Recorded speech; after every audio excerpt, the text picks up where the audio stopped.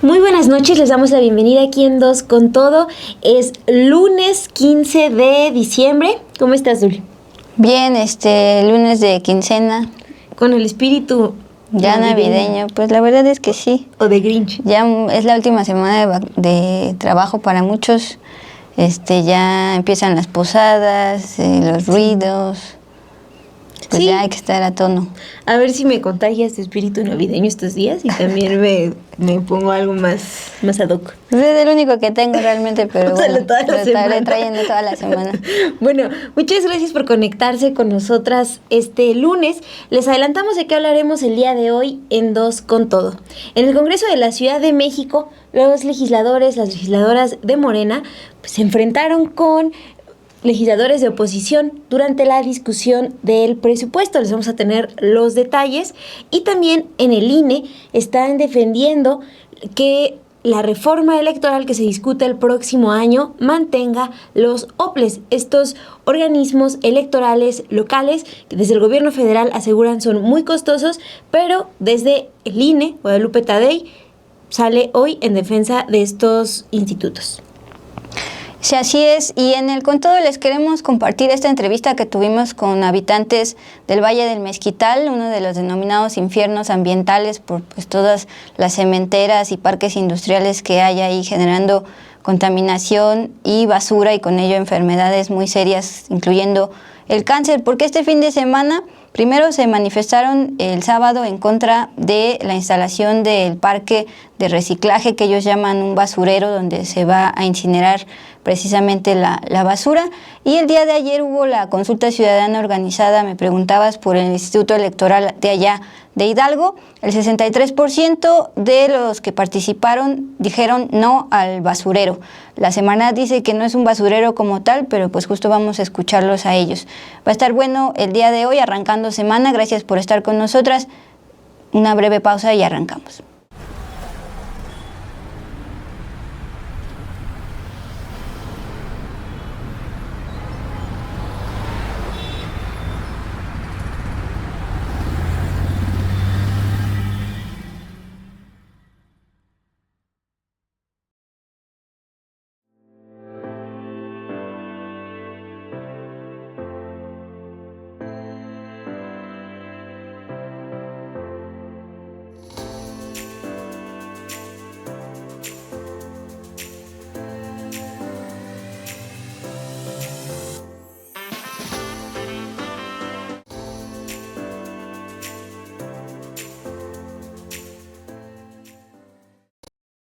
Muy buenas noches, gracias por seguir conectadas con nosotras aquí en Dos con Todo. También a quienes van dejando sus comentarios: Super Moisés, Jack, Luz María Martínez, Antonio Díaz, Javier Flores, Rodolfo Salas, que nos dice que está en modo escucha porque sigue calificando exámenes. Casa Iguana también. Marcela a la voz, pues están aquí sumando sus comentarios. También Ramón Rodríguez nos envía saludos. Arturo Alvarado nos deja un comentario por aquí. Y Alberto Chávez, él está diciendo que ya dejó su like, que es el like 7000, y nos envía saludos y les desea a todos en el chat un buen inicio de semana. Yo también. Rápidamente, Mon, para aclarar, a Dad G y seguramente otras personas que no comentan, preguntan por Pedro Mellado. Para quienes no se enteraron, la semana pasada el propio Pedro Mellado, analista y columnista de esta casa, anunció que cerraba el ciclo con puntos y comas, pero él va a seguir siendo columnista en Sin Embargo MX y su columna se encontrará por supuesto también en el canal de Sin Embargo al Aire. Entonces, por eso es que recorrimos los horarios. Sí, Dul, qué bueno que lo recuerdas. No van a dejar de ver a Pedro Mellado aquí en Sin Embargo al Aire. Solo estas semanas nosotras estaremos iniciando a esta hora después de los periodistas a las 8 de la noche. Gracias por conectarse con nosotras. Pues vamos, Dul, con la información que tenemos el día de hoy. Desde la tarde se informó de la caída de una avioneta en el Estado de México y las autoridades han reportado que al menos 6 personas murieron debido a este desplome registrado alrededor del mediodía cerca del aeropuerto de Toluca, en el Estado de México. La Coordinación General de Protección Civil y Gestión Integral del Riesgo del Estado de México informó de este incidente a través de sus redes sociales.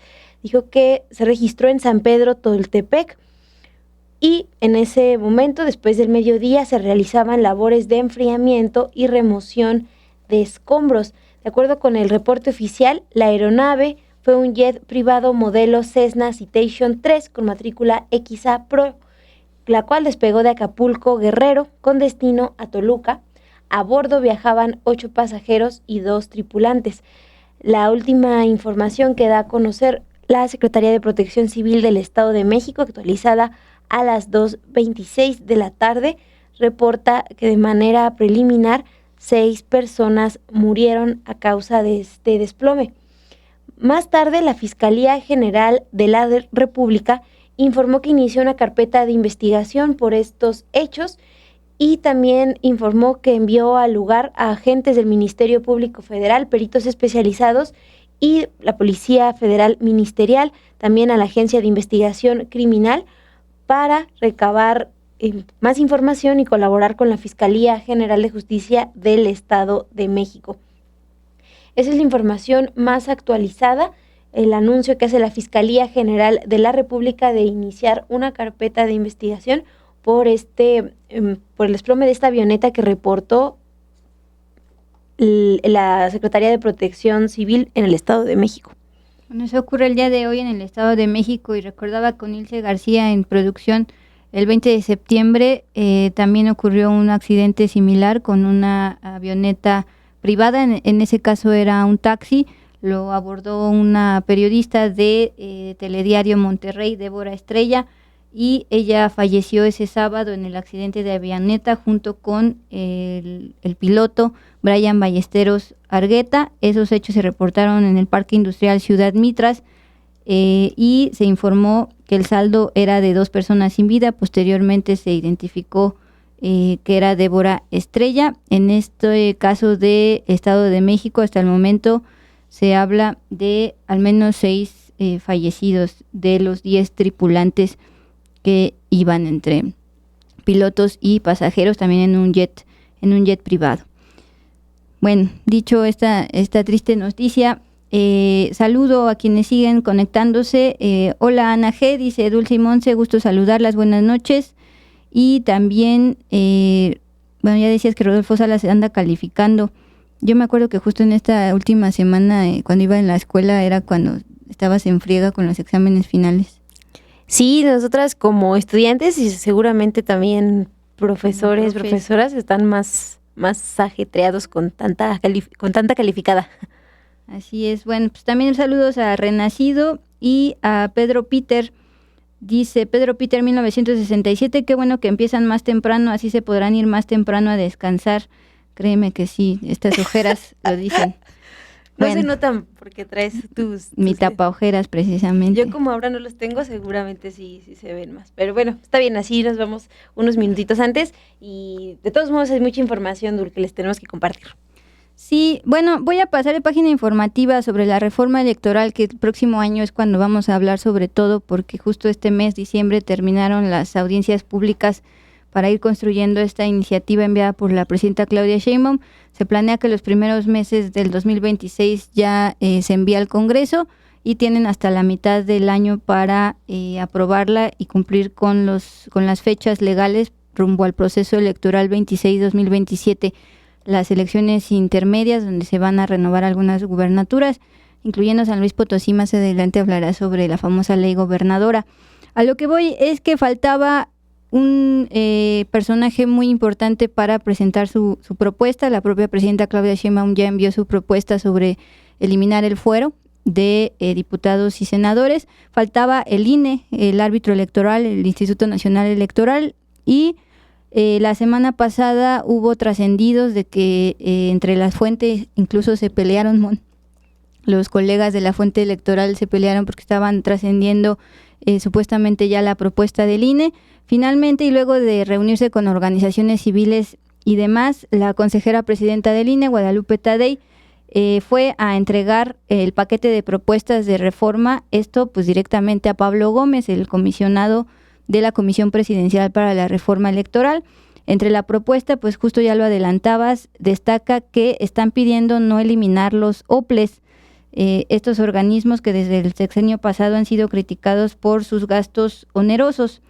Ella dice: siempre es correcto estar atento a las reformas electorales. Nunca había tardado tanto. Desde 2014 a la fecha son 11 años de que se hizo una reforma. Normalmente se venían actualizando cada vez que teníamos un proceso electoral. Esto no ha ocurrido pues en 11 años. Luego, ante el presidente de la Comisión Presidencial para la Reforma Electoral, Tadei defendió la labor de estos 32 OPLES, organismos públicos locales electorales, que la acompañaron, y argumentó que su trabajo es fundamental y deben ser considerados en el proceso de reforma. Es decir, está pidiendo que no sean eliminados, como pues alguna de las propuestas ha planteado, así como los plurinominales. Dice textualmente a la prensa Guadalupe Tadei, consejera presidenta del INE: la permanencia de los OPLES obedece a las condiciones locales de cada estado. Es algo muy especializado lo que se hace ahí. A veces no lo podemos reconocer porque no formamos parte de esas estructuras, pero cuando entras y te das cuenta del trabajo que hay detrás de todo un proceso electoral, entendemos que es imposible que lo hagamos a nivel federal con la meticulosidad que se hace a nivel local. Ese es su argumento para mantener los OPLES. Desde la crítica se dice que tienen gastos onerosos. Sí, Dul, pues se ha señalado justamente desde Morena que los OPLES, estos organismos públicos locales, son muy costosos. Lo que defienden desde el INE, ya nos decías, es que realizan trabajos especializados y que su financiamiento corre a cargo de los estados, que son los congresos locales, los que deciden cuánto presupuesto se destina a estos organismos. Sí hay críticas de los gastos, sobre todo lo que les reportamos aquí en Sin embargo hace unos meses, en septiembre, es el caso de 4 OPLES, 4 organismos locales, donde sus dirigentes ganan más que quienes gobiernan esas entidades. En esa ocasión, septiembre de este año, detectamos Veracruz, San Luis Potosí, Guerrero y la Ciudad de México como las entidades en donde los dirigentes de estos OPLES ganan más que las y los gobernadores. Nada más ahí un ejemplo. La consejera presidenta de Veracruz, Marisol Alicia Delgadillo, reporta una mensualidad bruta de 188,331 pesos, cuando la gobernadora Rocío Nale en ese momento pues estaba reportando un sueldo mensual bruto de 88,635 pesos. Eso es lo que detectamos, Dul, en un reportaje que les compartimos aquí en este espacio en septiembre. Les repito, Veracruz, San Luis Potosí, Guerrero y la Ciudad de México, y nos llamaban la atención los casos de estas entidades porque son también, en esas entidades el INE detecta que los organismos electorales trabajaban en una situación económica de riesgo, es decir, no tenían el presupuesto necesario pues para pagar, por ejemplo, ciertos sueldos. Entonces, a la par de esa situación económica de riesgo, pues están recibiendo sus dirigentes sueldos mayores a los gobernadores. Mira, aquí dice Enrique sobre la propuesta en torno a las OPLES. El INE dice que se mantengan, pero hay otras propuestas que sí quieren eliminarlos. Dice Enrique: muy buena idea que desaparezcan los OPLES corruptos y onerosos. Bueno, pues al menos ahí está el ejemplo de los presidentes de estos OPLES que ganan más que incluso los gobernadores, y estamos hablando de Gallardo, que también ahorita vamos a hablar de él. Y por el otro lado, acá también hablaban al respecto. Rubén García 4038 dice: Tadei, consejera presidenta del INE, es parte de los corruptos y parásitos del INE, es tiempo de moverla de ese cargo. Bueno, pues justo llegó hace unos años después de Lorenzo Córdoba. Lorenzo Córdoba como consejero presidente también fue muy cuestionado, y pues esa es la opinión de Rubén en torno a la presidencia de Tadei, que pues tiene relativamente poco, pero que justo la reforma electoral es la que importa más o debe importar más al INE y fueron los últimos en presentar su propuesta. Mon, ¿te parece que ahora nos vayamos pues a un show más dentro del Congreso de la Ciudad de México? Hemos reportado shows y performance en el Pleno de la Cámara de Diputados a nivel federal, también en el Senado, golpazo en torno a la reforma, el portazo en torno a la reforma judicial. Y por segunda ocasión, porque también ocurrió en marzo del 2023, Mon, incluso está la foto también de diputadas jaloneándose, pues hubo un zafarrancho, una riña dentro del Pleno. Pero detrás de esto están señalando que el PAN fue el que intentó reventar la sesión esta mañana porque se iba a aprobar, estaba en la orden del día la discusión del presupuesto de 2026. La lectura que da el diputado Paulo Emilio García, que es justamente el vocero del grupo parlamentario de Morena en el gobierno de la Ciudad de México, es el siguiente.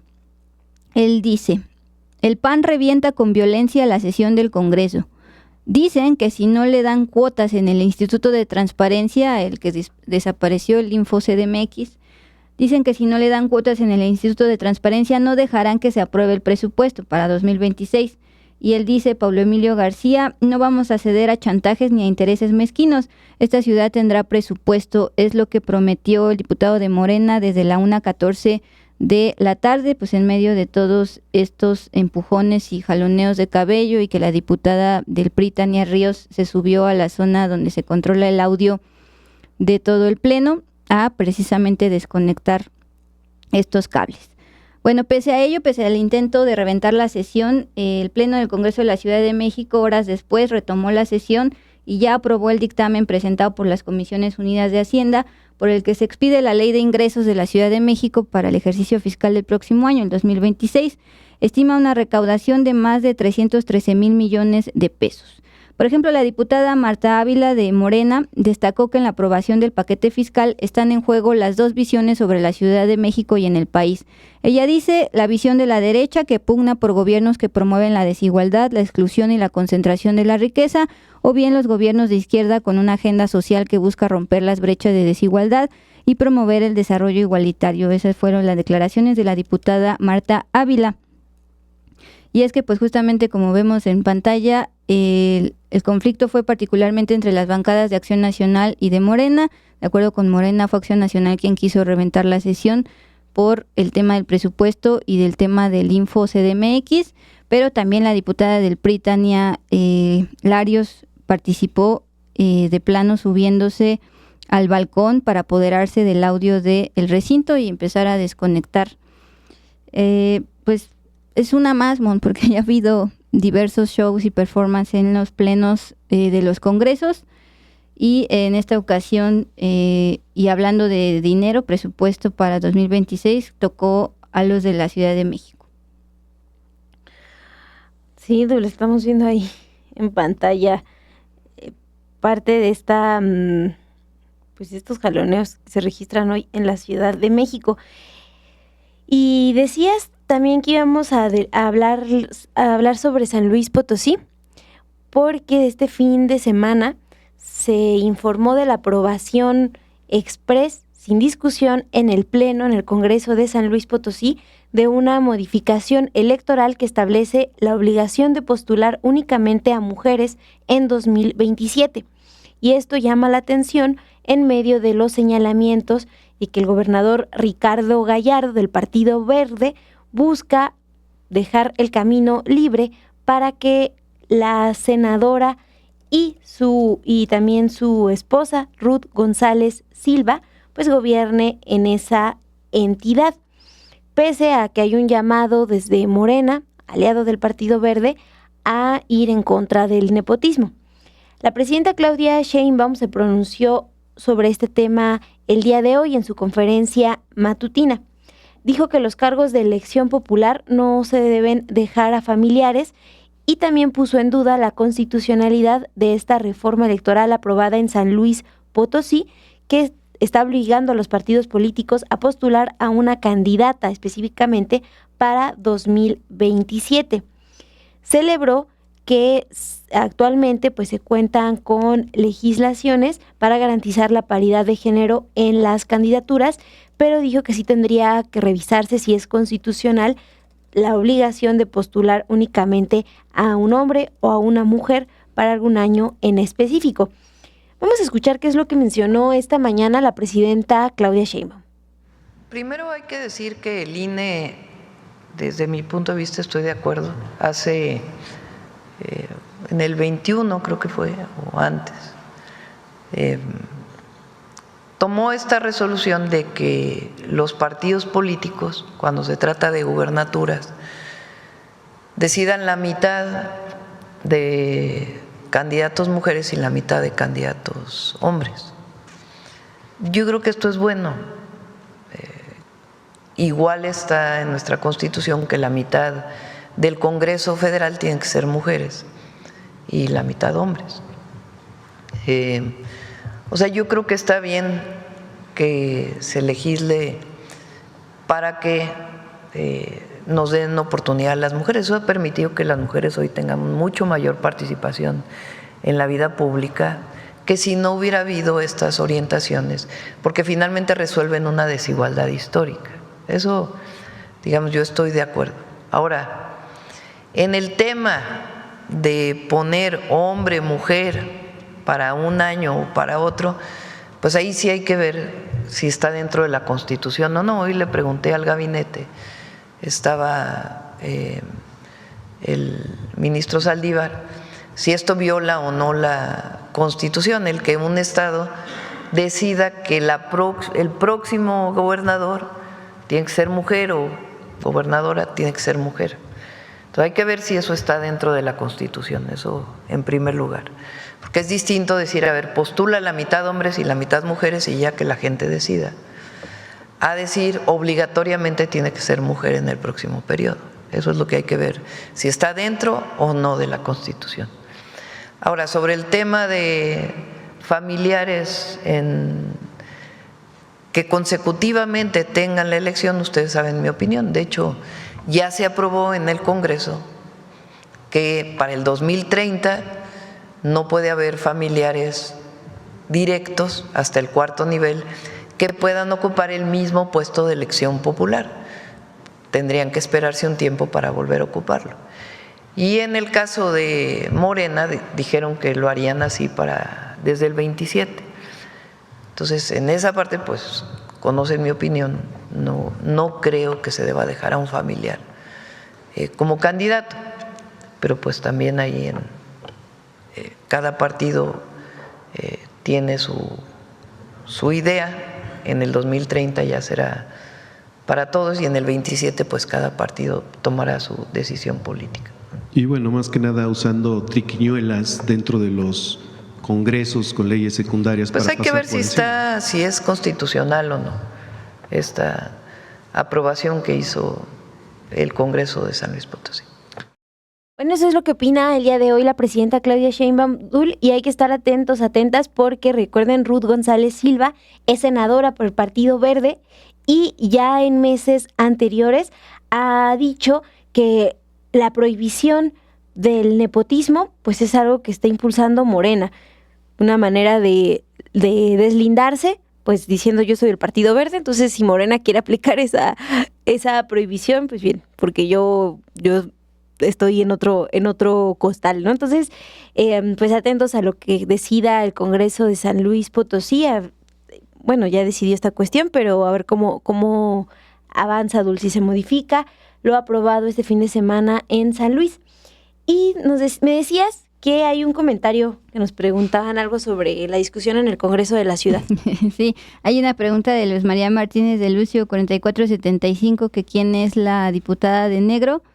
Y pues justamente le pasé a Luis una captura para que se vea de quién estamos hablando, porque ya hay reacción de ambas partes. Por el lado de Luisa Gutiérrez Ureña, que es la presidenta del PAN de la Ciudad de México, está obviamente defendiendo a la diputada panista, que precisamente es la de negro. La dirigente del PAN Ciudad de México, Luisa Gutiérrez, dice: no hay forma de que encubran a su agresora Yuriria Ayala, diputada de Morena. Su violencia quedó documentada en la propia transmisión en vivo del Congreso CDMX. Ustedes pues pueden ver quién está sometiendo a quién. Yuriria Ayala es la de blanco y la panista es la de negro. De acuerdo con la versión de la dirigente del PAN de CDMX, intentó someter del brazo a la diputada Dani Álvarez y ella buscó zafarse y la agresora la golpea en la cabeza. Eso es por el lado de Acción Nacional, que de acuerdo con Morena CDMX fueron los que intentaron reventar la sesión. Lo hicieron por un momento, pero ya horas después se logró aprobar la ley de ingresos. Decías que también hay una ya postura de Yuriria Ayala, es decir, la diputada local de Morena de blanco que veíamos así. Sí, Dul. Bueno, Yuriria Ayala dice que ante estos hechos violentos a los que está inculpando al PAN, comparte un comunicado y dice: las y los diputados del PAN tomaron la tribuna y de forma agresiva se lanzaron contra legisladores de nuestro grupo y contra su servidora con agresiones verbales físicas iniciadas por las diputadas Daniela Gisela Álvarez y Claudia Susana Pérez. Es evidente que ante la falta de legitimidad y de apoyo por parte de la ciudadanía, las diputadas del PAN están decididas a hacer cualquier cosa con tal de perpetuar los vicios del viejo régimen, que dice también que condenan desde Morena los hechos de violencia. Pues es la postura que comparte Yuriria Ayala, diputada de la Ciudad de México, por parte de Gustavo Madero, hace 50 minutos en su cuenta de Instagram. Pues ahí está. Y ahora, Mon, antes de irnos al contocho, estábamos abordando la semana pasada el tema de los aranceles a importaciones de productos de Asia. Les informábamos cómo pues esto se da en medio del Plan México 2024-2030 para apoyar a la industria nacional del calzado, la textil, la de juguetes, que han visto una competencia desleal, sobre todo de los productos chinos, porque son más baratos y pues luego se dijo que no era como tal directo contra China, porque la propia China reaccionó, dijo vamos a negociar primero antes de que nos apliquen aranceles, y hoy el secretario de Economía pues habla también al respecto. Sí, Dul, hoy el secretario de Economía, Marcelo Ebrard, asistió a la conferencia de prensa de la presidenta Claudia Sheinbaum en Palacio Nacional y ahí aseguró que este paquete de aranceles a productos de distintos países de Asia y otras regiones, que incluye China, pues no se trata de un diseño geopolítico, sino que buscan proteger 350,000 empleos mexicanos y garantizar un piso parejo. Indicó que en los sectores textil, vestido, calzado y acero, y también en la industria automotriz es en donde se están viendo más afectaciones al empleo. Por eso no pueden pues competir, dijo, sino porque se están recibiendo productos con precios debajo de los precios de referencia internacional, es decir, no hay un piso parejo. También detalló que México tiene un desbalance comercial con Asia porque importamos 10 veces más que lo que exportamos, algo que calificó como insostenible. Se trata principalmente de los países como Singapur, Indonesia, Filipinas, India, Tailandia, Malasia, Vietnam, Corea del Sur, Taipei chino y China. El secretario Marcelo Ebrard también dio a conocer que para proteger el paquete de aranceles que ya fue aprobado con cambios en el Congreso, se seleccionaron 17 sectores industriales estratégicos encabezados por el textil, vestido, calzado, acero y automotriz.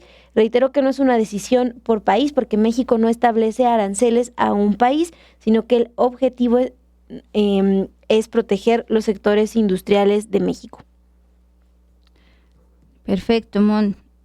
Dice, es cierto, les quitan el trabajo, los chinos a la gente, es lo que dice Casey Cuevas. Estaba acordando que fue el año pasado cuando fuimos a hablar con algunos de los vendedores en Izazaga, que justamente estaban en las bodegas con productos chinos. Ahí empezaba ya este operativo del gobierno federal para ir eliminando esta competencia desleal. Ya después los volvieron a abrir, pero pues es que también dan empleo a los que entrevistamos, eran mexicanos, decían que pues también les empleaban los trabajadores provenientes de Asia, entonces pues es demasiado. Bueno, aquí ya me quieren adoptar. ¿Quién te quiere adoptar? Ah, ya vi. Sí es cierto. No, pero no estás en adopción. Me siento Stuart Little. No está en adopción, no está en adopción. No recuerdo yo que hayas hecho ese anuncio. Ya tengo papás. No, que nos cuenten por qué te quieren adoptar. Y Dul, pues también, antes de que nos cuentes de qué va la siguiente información, le quiero agradecer a Gerardo Meléndez, nos envió un superchat, nos envía saludos y nos dice que se está acostumbrando al nuevo horario. Pues vamos a acostumbrarnos a la par Gerardo, y también con ustedes que están agradecerles también que están aquí comentando en este nuevo horario, bien atentas. Enrique B1 está también aquí dejándonos sus comentarios, Carlos Gaitán, Balocit, y Rosa Jiménez dice que nos envía saludos y nos ve desde Coatzacoalcos, Veracruz. Bueno, Mon, vamos a ir con todo, pero antes yo le había pedido a Ilse García que nos compartiera un flyer que nos hizo favor de hacer nuestra compañera Ana Méndez. Nosotros el viernes dijimos que íbamos a dar un anuncio muy importante, porque pues ya decía el jefe Alejandro Páez, en enero va a haber muchas sorpresas. Pero antes de que empiece 2026, estamos despidiendo 2025, pues con agradecimiento y pues la famosa posada digital. Sí, vamos a cumplir. Tú hiciste el anuncio, pero yo también te apoyé, todas te estamos apoyando con la posada. Parece que te estamos dejando sola, pero no, todos acordamos que sí se va a hacer esta posada digital. Y sí, tenemos información antes de avanzar con todo y con... Pues mira, lo vuelvo a pasar al Dud Mata. Ahí está, muchas gracias. Para quienes están en escucha, les pedimos 2 segundos de su atención, por favor. El próximo viernes 19 de diciembre, pues vamos a estar en la posada digital de Dos con Todo para pues agradecerles todo su acompañamiento y apoyo durante todo 2025. Entonces, les estamos pidiendo a quienes quieran participar en esta posada digital el viernes por la noche, que va a ser como a las, pues más o menos a estas horas, que manden un correo a producción, contacto, @gmail.com. Los primeros mensajes en llegar van a poder acceder como tal a la posada digital, pero pues en el programa se va a ver como tal la posada digital. Sí, Dul. Qué bueno que haces esa aclaración. Si no logran entrar todas a este enlace, pues vamos a transmitirla aquí en el canal. Entonces, pues también en el chat podemos seguir platicando con ustedes. Les dijimos que íbamos a hacer una posada y sí cumplimos. Si tú ya adelantas un poquito de este festejo con tu suéter navideño. Sí, pregunta Baluit que si es de verdad. Sí, acuérdense que el Inocentes es hasta el 28. El 28 de diciembre, hoy es 15, día de quincena. Ahí los esperamos el próximo viernes 19 de diciembre, alrededor de esta hora. Manden su correo a producción si quieren acompañarnos. Y pues ahora sí es momento de llegar a esta gustada sección del Con Todo. Sí, Dul. Pues... Bueno, antes de que tú nos digas de qué va y que nos des más detalles para no cortarte, Laurentino Carvajal también nos escribió y Ulises Ramírez nos envía saludos y nos ve desde Mexicali. Entonces, nada más quería hacer ese paréntesis para que ya tú nos des detalles del Con Todo. Pues saludos a Mexicali. Nos vamos a ir justo a Hidalgo. Conversamos con algunos habitantes de esta zona conocida como uno de los infiernos ambientales, precisamente por la contaminación que genera parques industriales, cementeras. El polvito hace que los niños tosan y estén enfermos. Y también la refinería de Pemex, la termoeléctrica de la CFE, todo eso ya está desde hace un montón de años. El gobierno federal, entiéndase la Semarnat, junto con el gobierno de Hidalgo, están ofreciendo para esa zona el parque ecológico de reciclaje. Suena muy bonito, sin embargo los habitantes de esa zona pues aseguran que por como la poca información que les han dado, porque no les han presentado el proyecto ejecutivo, ni mucho menos la manifestación de impacto ambiental, pues va a terminar siendo otro relleno sanitario, otro basurero donde quemen la basura.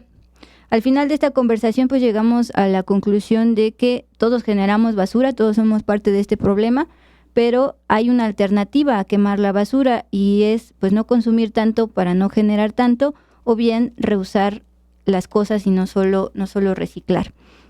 Pues los dejamos con estos habitantes de la zona del Valle del Mezquital y adelantarles que justo ayer fue la consulta ciudadana y 6 de cada 10 votó no al basurero, a pesar de que la Semarnat pues estuvo asegurando que esto no es un basurero, sino más bien un parque ecológico donde va a haber un vivero y también un humedal. Dulce, y es importante esto que que votaron en Hidalgo, porque hace unos días en el Congreso Federal se aprobó una ley de economía circular que ha sido cuestionada por organizaciones como Greenpeace, porque aunque incluye este concepto de economía circular, lo que está priorizando es quemar la basura antes de, como bien nos dices, pues avanzar a un modelo que implique producir menos y que las empresas se hagan responsables de todos por ejemplo, los plásticos de un solo uso que generan, ¿no? Entonces, en ese contexto es que se da también este ejercicio de participación ciudadana en Hidalgo. Así es, y sí, no pierdan de vista que esta es una de las zonas de sacrificio, son los que nos mandan luz aquí a la Ciudad de México y nosotros les mandamos nuestras aguas residuales. Entonces, pues vamos con esto. Gracias a Ilse García en producción y a Luis Mata en operaciones. Gracias, Mon. Sí, Dul, aquí seguimos viendo la entrevista y nos vemos también mañana a las 8 de la noche en Dos con Todo.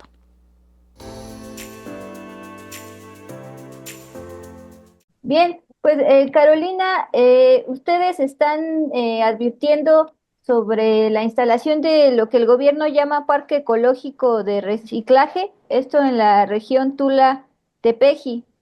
Primero, antes de saber por qué están en contra de este parque, quisiera que nos contextualizara cómo se encuentra actualmente esta región, que en su momento se llamó infierno ambiental por el tema de la refinería, por el tema de las cementeras. Pues bueno, continuamos peor porque no han hecho nada. Seguimos con tanto refinerías, CFE, las 7 cementeras y más de 350 industrias que se encuentran en nuestra región, lo que conlleva pues a un cóctel tóxico que nos está pues perjudicando a nuestra salud las 24 horas del día, tanto en aire, suelo y agua. Esta exposición, al ser una exposición crónica, provoca un envejecimiento celular acelerado, a pesar de que, pues para mucha, entre comillas, mejora lo que era el plan de restauración, pero tristemente dejan a lo que son los terrenos de la fallida refinería, que es a donde se va a instalar el Parque de Economía, fuera del plan de restauración. Los saneamientos de Río Salado y Río Tula, pues lo que están haciendo es desensolvar nada más canales y ríos, pero no le están dando ningún tratamiento a las aguas. Y ahorita lo del Parque de Economía Circular, pues es un compromiso de la presidenta Claudia Sheinbaum, el número me parece que es 24 de sus compromisos, pero realmente no nos va a ayudar a nosotros en nada, porque en un inicio ya siempre anunciaron que iba a ser la solución para la Ciudad de México, Estado de México e Hidalgo, y que por eso los gobernantes ya se habían puesto de acuerdo y tenían reuniones porque era una solución para estos tres, no para nosotros como región. Entonces, pues tristemente estamos igual. Refugio, usted nos habla desde Apasco, un municipio que está lleno de cementeras y por ende de personas enfermas de este tema de enfermedades respiratorias. Cuéntenos por qué están en contra de la instalación del parque ecológico en estas 500 hectáreas. Con gusto, claro que sí. Bueno, para empezar, vivimos en una región que se ha considerado, como se comenta, un infierno ambiental, una región de sacrificio, y hace algún tiempo, por el antiguo CONACYT como una región de emergencia sanitaria y ambiental por los graves impactos que hay a la salud y medio ambiente. En esta región hay muchísimas fuentes contaminantes y todas ellas son altamente tóxicas los gases que se eliminan. Por ejemplo, en Apasco está una cementera que es Holcim Apasco, pero en la región tenemos el impacto de 7 plantas de cemento, sumado a la contaminación que ocasiona la refinería, que ocasiona la termoeléctrica. Estas 3 industrias son consideradas como las de mayor contaminación a nivel nacional, incluso a nivel mundial. Entonces, en la instalación de un parque de economía circular, que hoy le cambiaron el nombre para que suene bonito, la instalación del parque viene a ser una fuente contaminante más, aunque no han expresado claramente cómo van a hacer esto. Definitivamente, una vez el manejo de los residuos hasta hoy, no hay una solución una vez siendo basura. La mejor solución es no hacerla. Entonces, lo que pretenden en el parque, y sobre todo a sabiendas de que participa la agencia de cooperación alemana, Cemex, pues obviamente consideramos que parte de los residuos van a ser llevados a hornos de cemento. Las cementeras incineran una gran cantidad de residuos peligrosos de manejo especial y sólidos urbanos. En la incineración de esos residuos se generan dioxinas. Entonces consideramos que independientemente de la tecnología que utilicen, van a seguir generándonos dioxinas. Por tanto, ese parque no debe de instalarse en esta región. Además, hay otras alternativas como son proyectos de basura cero, pero de verdad, basura cero, en el que se hace separación desde casa, y esa sería la mejor opción para el manejo de los residuos. Hoy, un parque más no es una opción. Gracias, Refugio. Usted, Gustavo, me decía, nos habla desde Tlaxcuapan, también en esta región. Cuénteme sobre qué tan abiertos o opacos han sido tanto el gobierno estatal como el federal en cuanto a informar y consultarlos respecto a este parque. Hola, ¿qué tal? Muy buenas tardes.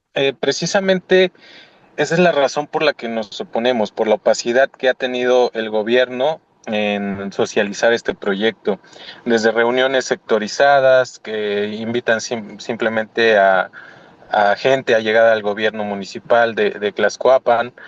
Por ejemplo, hubo una reunión que fueron solamente trabajadores del ayuntamiento en horas laborales. Entonces, eso a nosotros pues nos enoja, ¿no? Que no estén aperturando desde un inicio las reuniones. Pero sobre todo también nos oponemos porque no se nos ha presentado el proyecto. No conocemos el proyecto ejecutivo de este parque de economía circular, no conocemos cómo harán el manejo de residuos sólidos, el manejo de residuos peligrosos, en fin, no tenemos más que propaganda política, es lo único que se nos ha presentado, y sobre todo lo más importante y por lo cual nos oponemos, no nos han presentado la manifestación de impacto ambiental, y es algo que hemos cuestionado en repetidas ocasiones y que nos han dicho que no existe. O sea, ya las autoridades federales han dicho que no existe la manifestación de impacto ambiental, y entonces nosotros nos preguntamos, ¿cómo piensan que nosotros podemos llegar a votar en una consulta ciudadana si no conocemos los efectos negativos que van a traer ese proyecto? Entonces, ante esa falta de información, ante la premura que hay en esa consulta ciudadana, que se dio a conocer la convocatoria 12 días antes y que no está correctamente socializada, ¿cómo piensan que nosotros podemos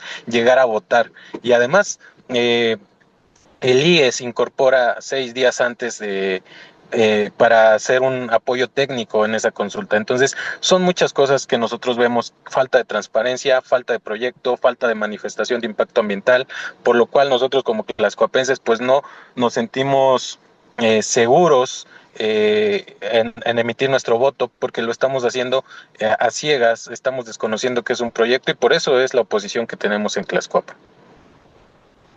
Gracias. René, ¿usted desde qué municipio nos habla? ¿Cuál es la actualidad de ese municipio y por qué está en contra del parque? Sí, buenas tardes, muchas gracias por el espacio. Yo soy habitante del municipio de Tula y también va a ser uno de los municipios en los que se va a realizar esta consulta. De hecho, es el que tiene más votantes, incluso más que Tlaxcuapan y Atitalaquia juntos, a pesar de que los terrenos de la fallida refinería no están dentro del territorio del municipio de Tula. Sin embargo, sí es uno de los municipios, junto con al menos 10 municipios de la zona sur del Valle del Mezquital, que vierten en el actual relleno sanitario. Y son de los que el proyecto considera estarían llevando sus residuos a este parque de economía circular. Esto bajo el discurso y la justificación del saneamiento de la región. Sin embargo, nos preocupan los mismos dichos de las autoridades en diferentes momentos desde que se anunció el parque en el primer discurso de la presidenta, porque, bueno, primero han dicho que va a ser un proyecto metropolitano de Ciudad de México y Estado de México. Ya luego han dicho que lo han pensado bien y que la zona no cumple con las condiciones. Y entonces hablan ahora solo de la basura, pero del estado de Hidalgo.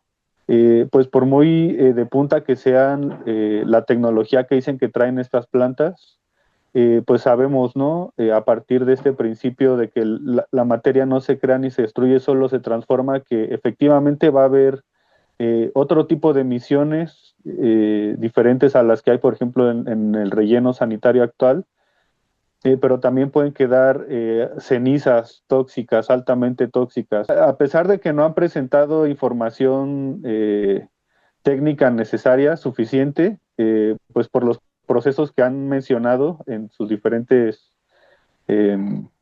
dichos sobre el proyecto, pues sí sabemos que se habla del coprocesamiento, de la termovalorización energética, que pues son como formas bonitas de decirle a lo que es la quema de basura, ¿no? O sea, sí hay diferentes técnicas, pero al final es pues aplicar calor para degradar materiales y convertirlos pues en energía, ¿no? Puede ser incluso en combustibles. Pues estos procesos generan un impacto, un riesgo al ambiente, y entre mayor sea la escala de residuos, pues más grande va a ser el riesgo para nuestra región, que por sí ya se encuentra en una situación crítica, excedida de impactos ambientales, de devastación ecológica, de exposición a contaminantes que pues se traducen en un alto índice de enfermedades, ¿no? Que muchas de ellas rebasan hasta por 5 veces la media nacional, por ejemplo, hablando de varios tipos de leucemia. Se dice que aquí en la región hay 5 veces más probabilidades de que una persona pueda padecer. Y esto pues todavía no ha sido atendido, ¿no? Esa es la otra cuestión. Los riesgos, los impactos que actualmente ya existen en la zona no están siendo atendidos, a pesar de que existe el decreto desde hace un año que debió haber entrado en vigor en mayo, pero pues tampoco hay pues mecanismos de participación significativa, ¿no? En la construcción de todos estos programas, de todos estos planes, y es lo otro que estamos pues denunciando. O sea, como establece el acuerdo de Escazú, tiene que haber información y participación significativa de las comunidades en asuntos ambientales para eventualmente alcanzar la justicia ambiental. Y pues no se está haciendo así, ¿no? En todo este discurso del saneamiento y restauración de la región, el gobierno está imponiendo no nada más sino otros proyectos de forma unilateral y que no son construidos con la sociedad como consideramos debería ser. Gracias, René. Justamente vuelvo con Carolina. Desde el gobierno federal se está presentando como un proyecto de saneamiento al reconocerse como una zona de riesgo. Eh, lo pintan como parque ecológico, lo pintan como economía circular, pero ustedes están dibujando una incineradora más. Así es, porque están hablando que van a instalar una planta. Ahora le están llamando trituradora de llantas, pero en un inicio era una planta de pirólisis donde iban a triturar, a quemar la llanta para producir aceite y ese aceite se lo iban a dar de combustóleo a CFE. Cuando iniciamos la protesta de que no que necesitamos una planta de pirólisis aquí, porque si recordamos que las cementeras tienen 50 kilómetros de afectación y tenemos 7 acá, vamos a agregar más dioxinas, más furanos, partículas 2.5, partículas PM10 en el corazón de la región con esta planta de pirólisis. Empezamos a crear, pues ahora sí que manifestaciones para que no se venga acá una planta de pirólisis. Tristemente, y lo digo que ha sido un retroceso, porque el doctor Omar Amador del Instituto de la Atmósfera de la UNAM, él hizo unos estudios acá en la región, donde puso 10 centros de monitoreo en los municipios de Atitalaquia, Totonilco, Tula, Apasco y otro en Tlahuilpan, en donde demostró que había 13 sustancias tóxicas cancerígenas en el ambiente.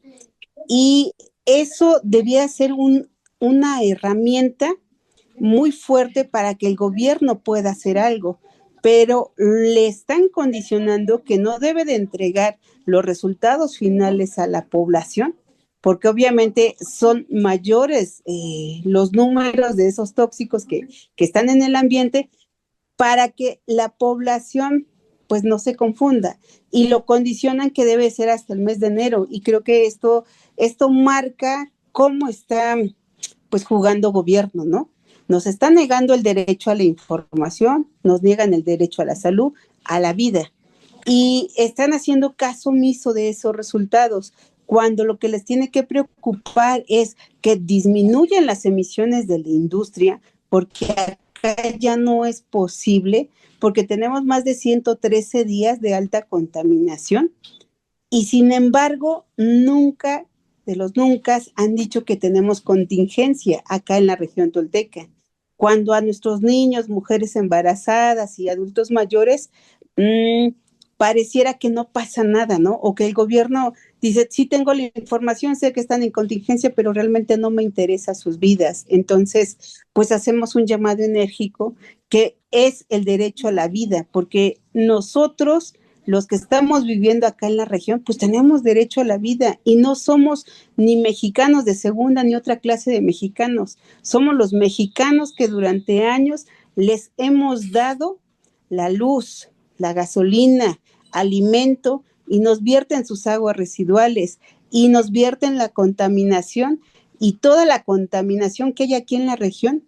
Los gobiernos irresponsables pues se tapan los ojos diciendo que no pasa nada y quieren traer estas falsas promesas acá a nuestra región, como este parque de economía circular, que en realidad no han dado la información, porque ha venido la secretaria Bárcenas, José Luis Samaniego, y lo que hacen es cerrarnos la puerta, no avisan a los municipios, en las localidades que van a venir, y solamente se reúnen con personas que mueven los municipios.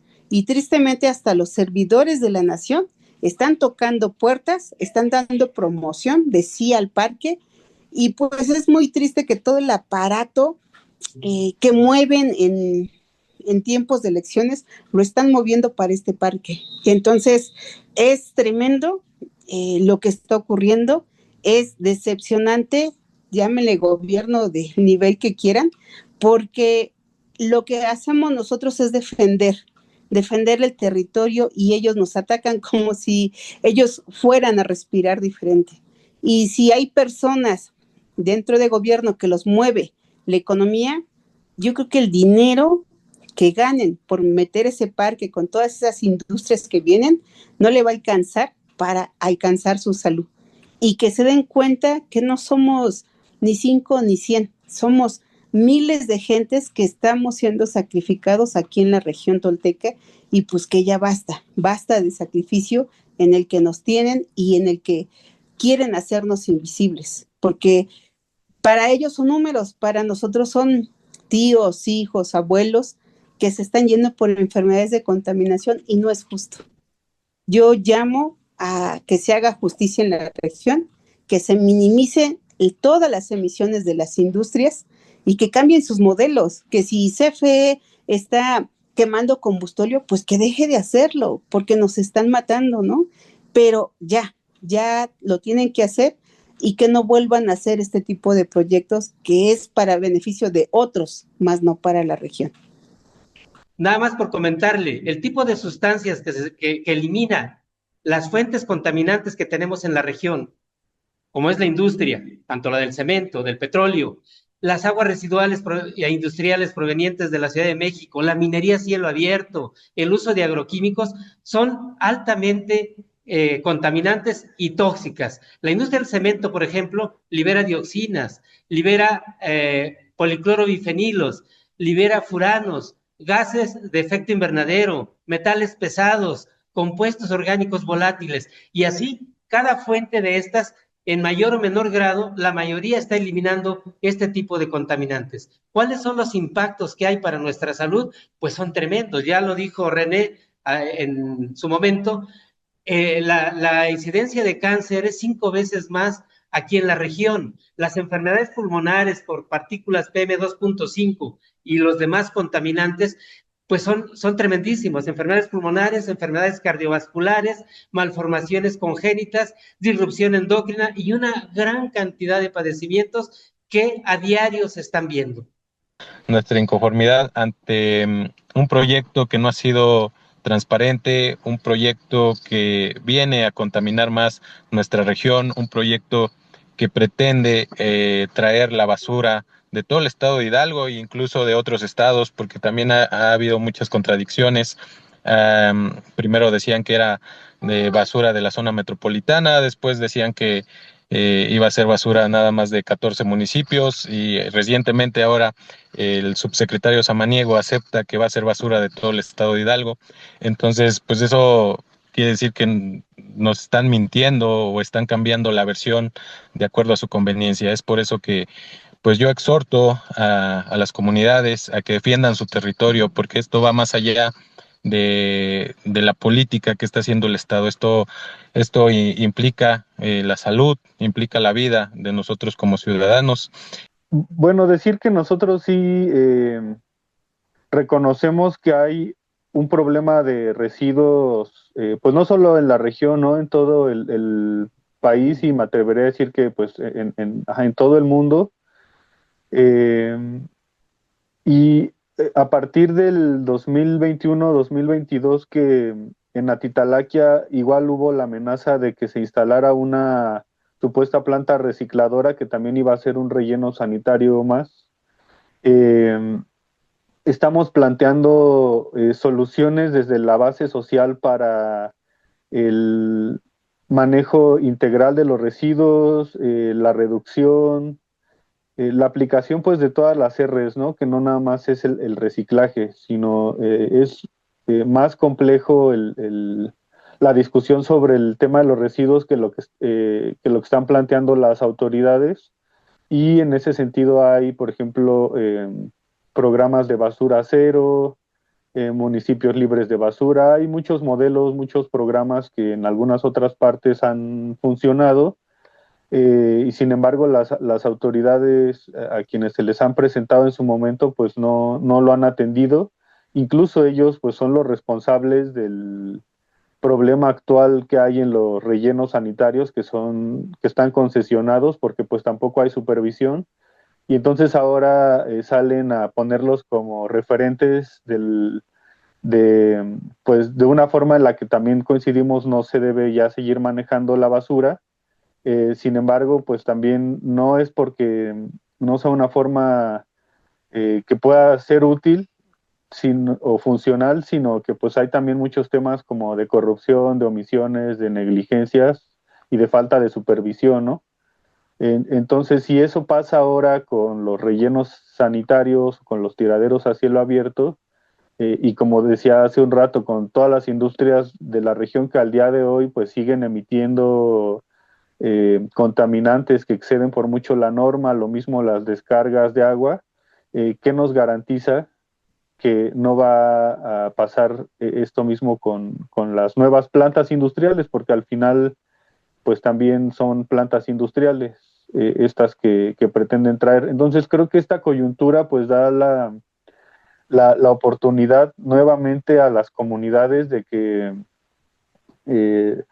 pues conversemos, ¿no? Reflexionemos colectivamente sobre este problema y encontremos soluciones que se ajusten a la medida de las necesidades de la población, ¿no? Que en estos 14 municipios somos alrededor de 600,000 habitantes. Realmente esta infraestructura que consideran traer está excedida y bueno, entendemos que pues es porque justo piensan atender o ayudar a resolver el problema de residuos que se genera en otros lados, ¿no? Sin embargo, como ya lo mencionaba también la doctora Caro, pues aquí ya no podemos seguir padeciendo las externalidades negativas del crecimiento de la capital, seguir teniendo los procesos de saneamiento de la Ciudad de México en nuestra región, como ocurre, por ejemplo, con la planta tratadora de aguas residuales, que es otra gran fuente de contaminación y de riesgos ambientales en la región. Entonces, mientras eso no se corrija,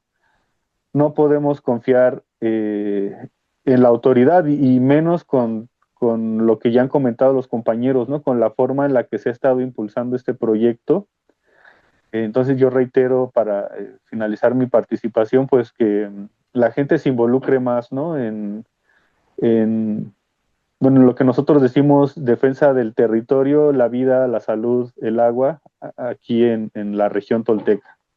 Porque pues las decisiones que se tomen ahora van a influir para mal o para bien, pues para los siguientes años, ¿no? Para las personas que vienen por delante y pues en el escenario actual de seguir agudizándose las condiciones de contaminación, de toxicidad, pues estaremos cancelando los derechos a la salud, a un medio ambiente sano, incluso al agua y otros derechos interdependientes de las futuras generaciones, de los más jóvenes. Sí, porque justamente todo el mundo tira basura y somos parte del problema con tanto consumismo, pero ustedes plantean que hay alternativas a incinerar la basura.